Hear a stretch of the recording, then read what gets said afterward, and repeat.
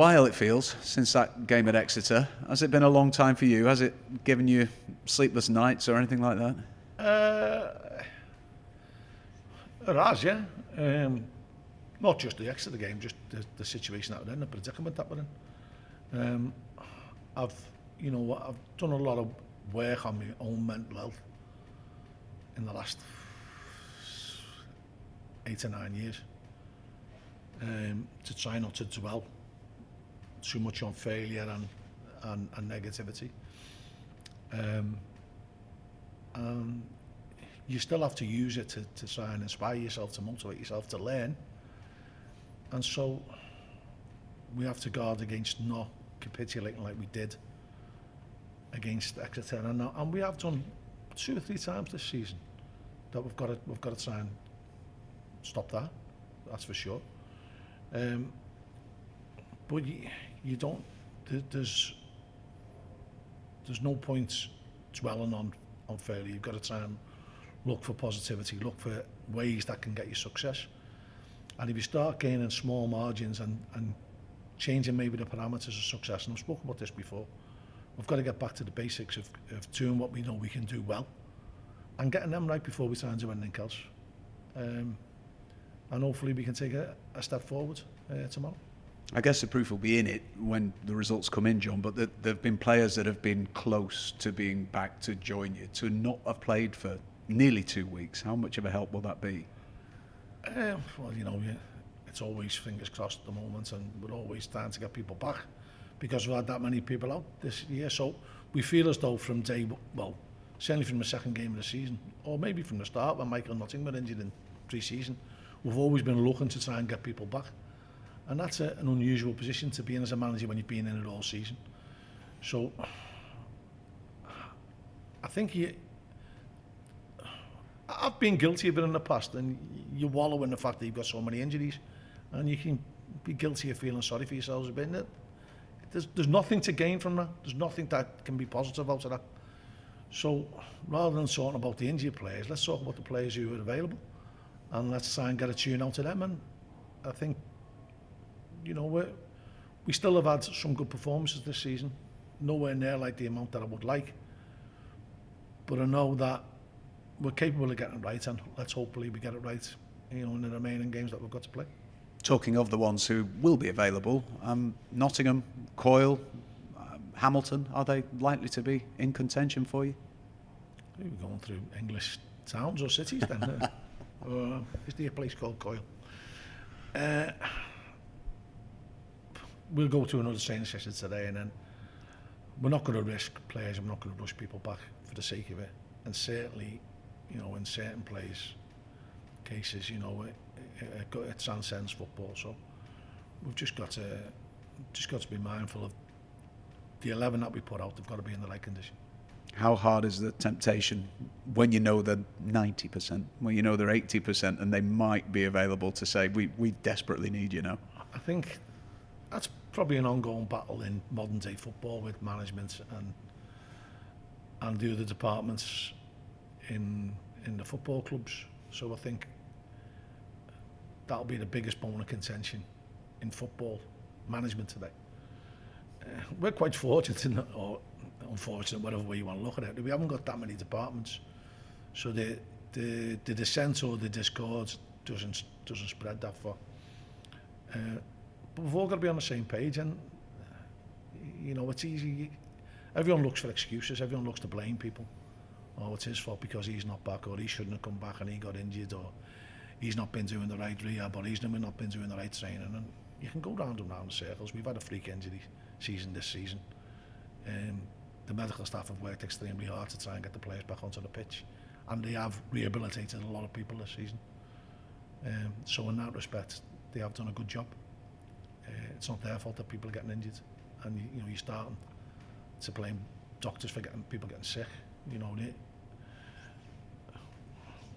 We've just got to try and go with what we think's right, and you need a little bit of luck. So if players are 90% fit, some players can play when they're 50% fit. Some players can't, and that's where you get differentiation and how you treat people differently, and how you have to treat people differently as a manager. And that's one of the facets of being a manager and being so long as a manager. You get to know players and you get to know which ones can and which ones can't. Are you someone who sort of errs on experience at this stage of a season, John? You've got Michael Nottingham, who's an experienced player. You've got Sean Woolley and Sean McConville, who've been there and done it at various levels. Are these the guys that you are going to be leaning on more with 8 games to go, who've experienced pretty much what there is? You know, I think you'd be a fool if you didn't tap in people's experience, but that doesn't mean that they're going to be the right people for the job. If they can do the job, yeah, and their experience is great, and you know, there's little points or little cameos in the game where you think, oh, well, you know, a younger player wouldn't have done that, but we've got some good young players, and some of them are champing at the bit, and you know, if we get them firing, we have been a match for quite a few of the top teams this season. So we've got to get back to playing with a swagger at home, playing on the front foot, exciting the crowd, enthusing the crowd, and that's easy said than done. And you know, words are cheap, aren't they? You know, I mean, I can talk till the cows come home, and I'm probably boring most people who are listening to this at the moment, because often I bore myself. It's actions, and it's what we do, and we've been training hard in this break that we've had, you know, 12 days since our last game, and we have been training hard, and we have been working on a bit more on the style of our play and trying to get it right. How difficult is an Easter weekend of a Friday, Monday? Is it any different to a Saturday, Tuesday that you're normally used to? It is, and it throws your whole week out of kilter, because you're training on different days, you're having rest days on different days. I look back to them halcyon days when we won the league, and I think we were the only team over the Easter period who didn't make a sub. So the same team played both games, played the full game. What a give for that, to be able to play the same team two games run. But it's because there's 6 points up for grabs in such a short space of time.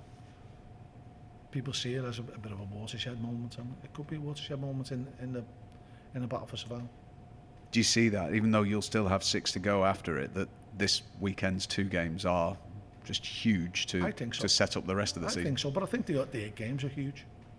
You know, but you've got to give yourself a fighting chance, and we've passed up the opportunity to give ourselves fighting chances. Been a little bit unlucky along the way, but can't always blame luck. And so we've just got to get back to the way I know we can be. We've got to get back to the Accrington that I know and that our fans know.